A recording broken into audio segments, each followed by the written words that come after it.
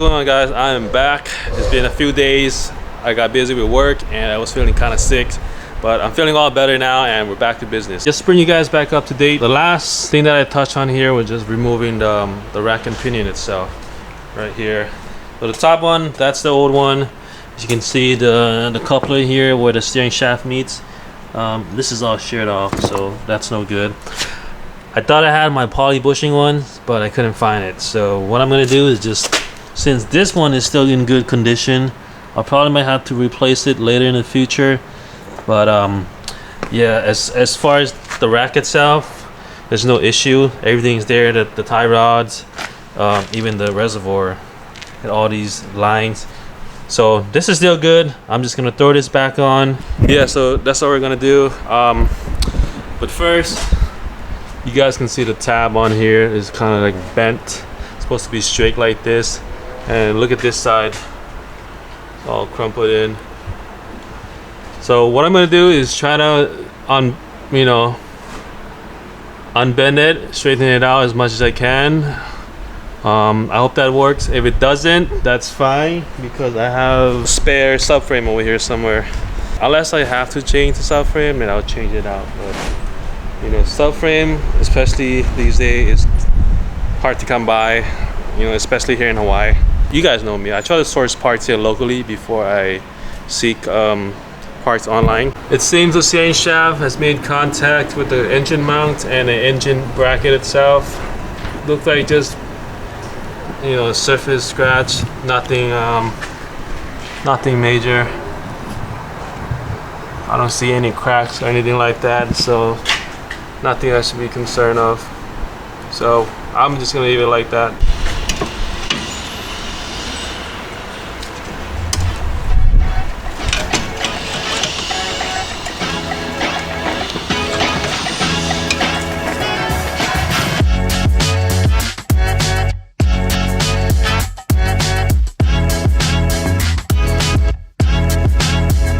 I got the hammer and dolly here.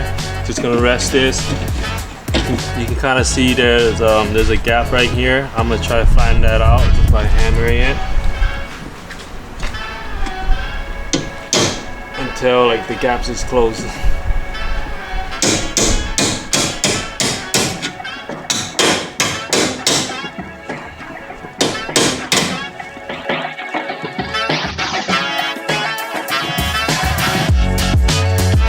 Alright, so if you guys look, see the tab is flush with the dolly, and I think I'm satisfied with that. So next we're gonna be working on the driver's side.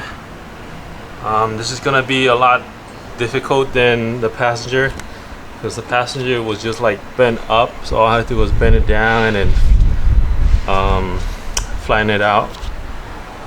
This is gonna be a bit tricky. I hope I can, bring it back to how it was like this. Maybe not perfect, but close.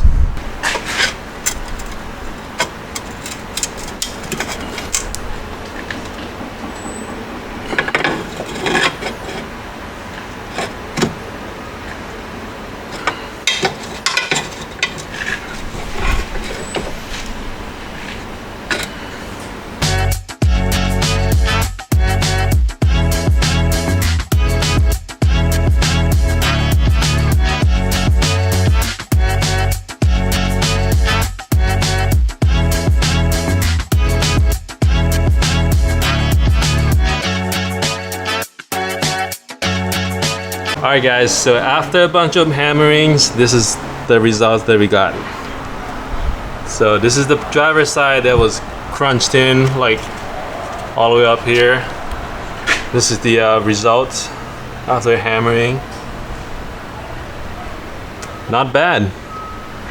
Compared to what it was before, I didn't think I was gonna be able to straighten it out. The passenger side, no problem. It was easy. But man, I'm proud of myself. Look, pretty, well, not like super flat, but it's flat. So next what I'm gonna do is get this straight blade and just make sure that it's perfectly flat. As you can see here, on the passenger side, it's still not perfectly horizontal. And this side, same right there, that gap right there. We want to close that gap to make it like this side. As you can see, there's a big gap on the passenger side. So I'm going to make sure this is perfectly flat before I install the rack and pinion. So let's get back to more hammering and I'll show you guys the end result. All right, much better. It's flat on this side, flat on that side. I think I'm happy with this. We are making a lot of progress, and I'm really happy that it's going a lot smoother than I expected to. So the next step is going to be installing the rack and pinion. But first off, I'm going to have to pressure wash this and get it all cleaned up before I install it. And I'm going to be cleaning up some oil and grease on the subframe too. She's still sleeping. I'm constantly checking out on my daughter to make sure she's still asleep, because the car is on and it's kind of hard to hear. So I gotta be constantly looking through the window, making sure that she stays asleep. Yeah, so I'm gonna get this rack and pinion cleaned up. I'm just gonna spray some all-purpose cleaner, and got my pressure washer ready to go. Just gonna spray a little bit of these on there and let it marinate for a little bit. Then I'm gonna spray it down with my pressure washer.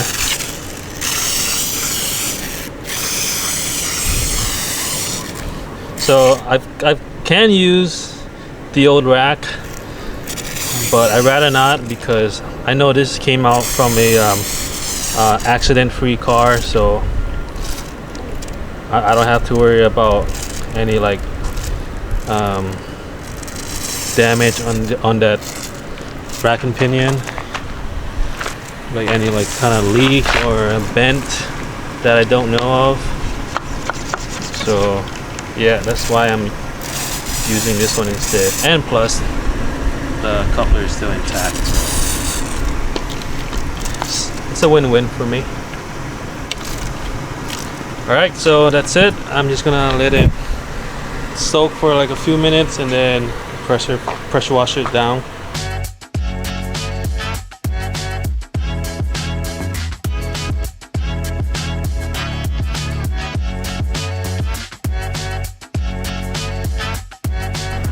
Man, it's looking a lot better, baby. This is still the back side I need to clean off. I'm gonna spray a little bit more of the all-purpose cleaner and then just blast it with the pressure washer again. Check on my daughter again. She's still asleep. We good.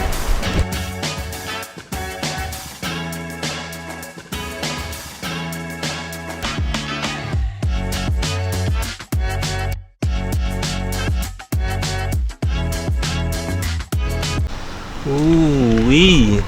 I like it. Damn, man. This is all just from pressure washing. There's still some spots here and there, but as long as I got most of the grease and oils out of here, I'm happy. Like, I'm not too picky. I don't need it to be perfect. As long as it's clean and grease free, and that's all that matters. So next up is gonna be the subframe. I'm gonna pressure wash the subframe and then throw the rack on. But before we do that, I gotta check on my daughter again. Yep, she's sleeping sound. My daughter just woke up right after I recorded that clip. I walked back to the car and she started crying. So looks like I'm gonna have to take a 30-minute break. And yeah, say hi. She doesn't seem too happy right now. She's not in a good mood. But she's been sleeping for about like an hour now, so, which is good. Yeah. Sit down on the stairs. Okay, sit down. Come on. Wanna sit down with daddy? Huh? Sit down with daddy. Emmy. Emiko. Emiko, come sit down with daddy. Come here. Huh? Yeah, chair. Let's go. You wanna help daddy? Emmy? Help daddy? Yeah? Where are you going? You wanna help daddy? You wanna help daddy? Yeah? Yeah? You wanna help daddy? Hey. Howie. Where are you going, Emmy? Hey. Be careful. Hey. Careful. Huh? Oi. Did you fart? Did you fart? Did you fart? You, Emiko. You farted. You farted, Emiko. Okay, you sit down there while daddy pressure wash the car, okay? Sit down. Alright? Be good.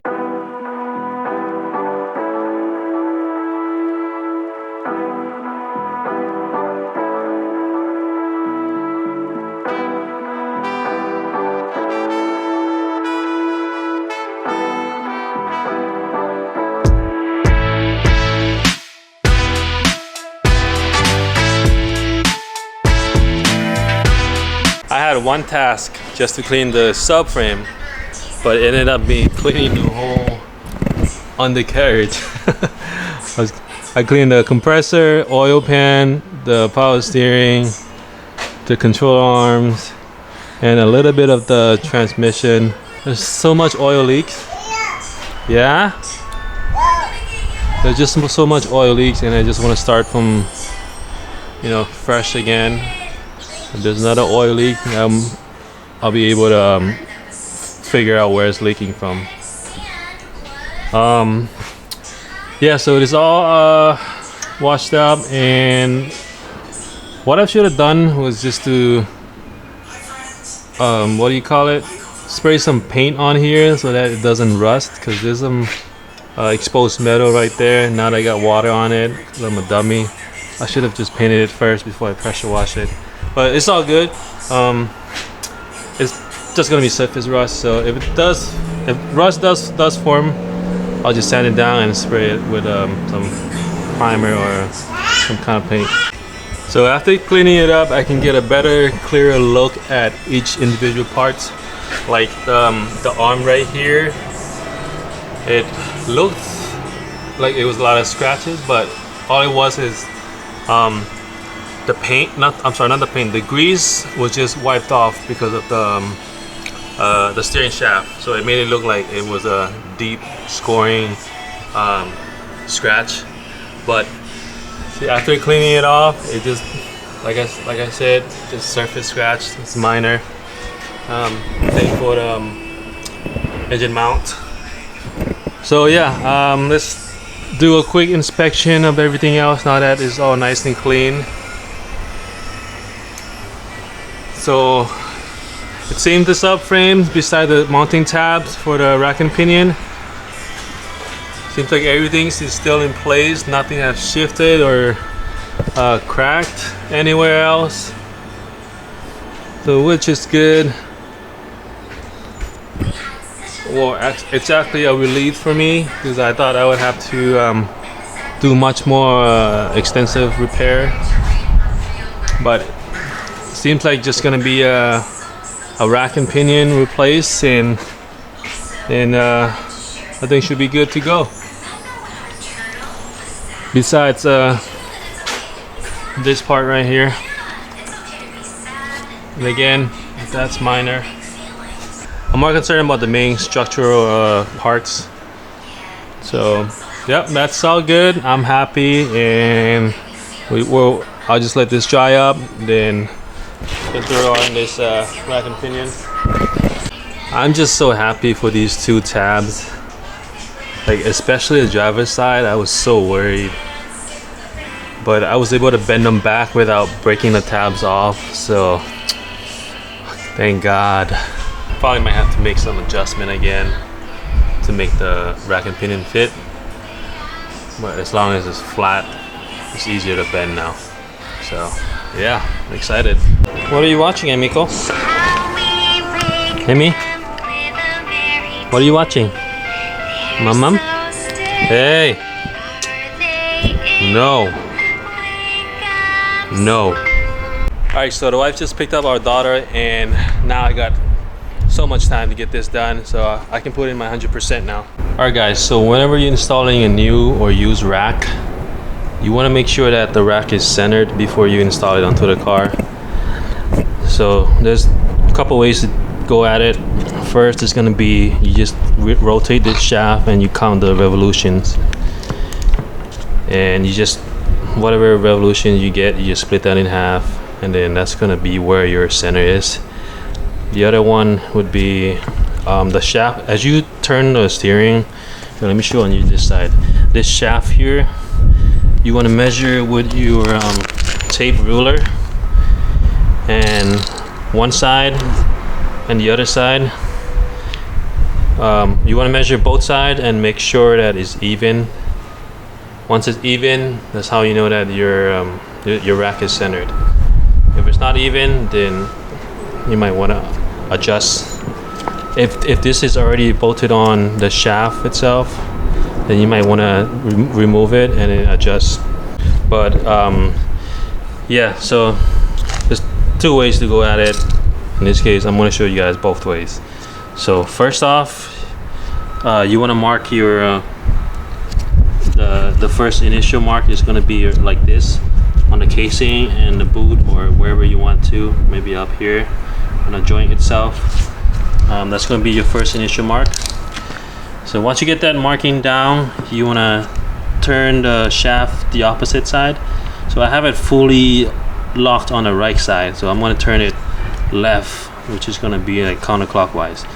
So as I turn, you want to count the revolution. So that's going to be 1, 2, 3, and then that's going to be about. Alright, so once this is almost half. So once you turn the other opposite way and you hit the stop, with that mark on the boot, you want to line it up on the casing and just mark it down there. If I would say 3.5, so with 3.5, you split that into 2. That's gonna be like around 1.7. I mean, it's not half yet, but almost. So I'm gonna just go with half, so about 1.6, 1.7 revolution, and that's gonna be your center. So since mine is 1.6, 1.7 revolution, so I'm gonna turn 1. That's 1 revolution, and then I'm gonna say it's half. Okay, so I'm just gonna turn this about half. So half would be on the opposite side, so like right here. So right there. So to double check that, just want to get this tape ruler. Sorry about that. Man, it's kind of hard to do this one hand, bro. So you want to get a tape ruler, and then for this side, you just want to measure from the lip of the rack to where this plate is, this lock washer, or whatever you want to call it. So I'm gonna measure from this casing right there, this lip, that washer. That's gonna be about 2.5. You can see right there, 2.5. So from here, this lip, to here, this bronze washer. So yeah, that's exactly 2.5. Now on this side, this rack is kind of like the S chassis rack, because one side is recessed in like this, and the other side is flat. Like the lip is it doesn't look like this. Here, let me show you. See how it's sunken in? I don't know how well you guys can see it, but so you just want to stick the ruler all the way down to the sunken lip, and then again from the bottom inside here to this bronze washer. All right, so I got the ruler all the way in, and then as you can see, it's like almost exact 2.5. So if I could just rotate a little bit more, and it'll be 2.5. So this is why it's good to use both methods to check your work. So all I gotta do is turn slightly to make sure it's 2.5 on both sides, and then I'm done.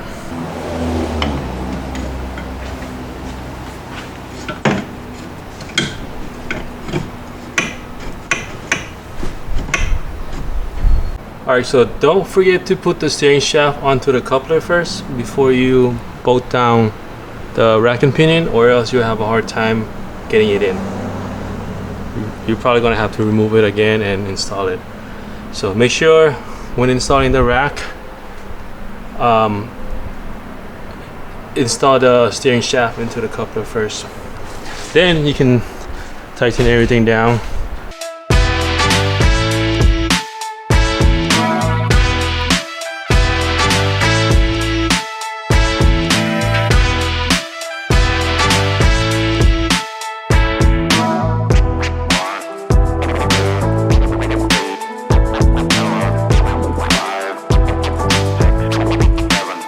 The rack is on, the bolt is already tight. The next thing that I have to do is install the other tie rod. Alright, so it's time I install the tie rod back on.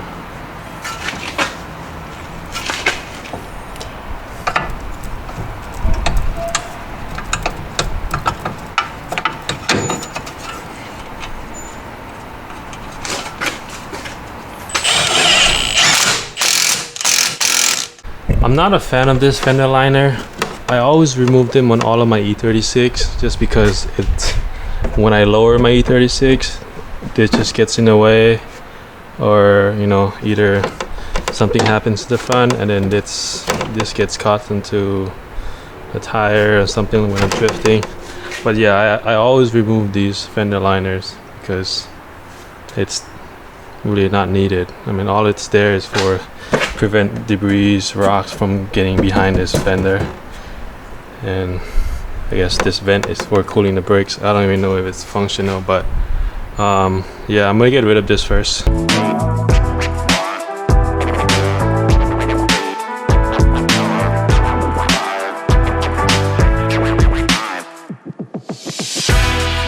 Can you see just how much cleaner it looks without it?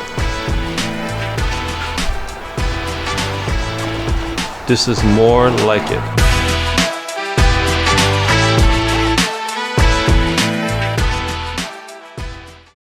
Alright guys, so it's actually getting kind of dark now, for real this time. So I'm maxed out on the ISO, the brightness, and the camera is still not picking up the, you know, what I'm recording. But I'm gonna have to resume this on the next time I'm here, which is on Thursday, my day off.